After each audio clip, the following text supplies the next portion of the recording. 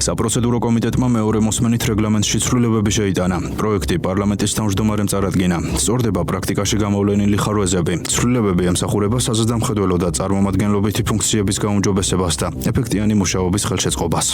გაუქმება მინისტრის საათის პარლამენტი კონსტიტუციით დადგენილ ფარგლებში უნდა ახორციელებდეს საპარლამენტო კონტროლს და ეს ფარგლები რაც არის დადგენილია პრინციპში კონსტიტუციით, რაც თქვი რომ დეპუტატის შეკითხვა, ინტერპელაცია, კომიტეტზე დაბარება, არსებული მექანიზმი მინისტრის საათის საერთო ჯამში შეუსაბამო არის კონსტიტუციასთან.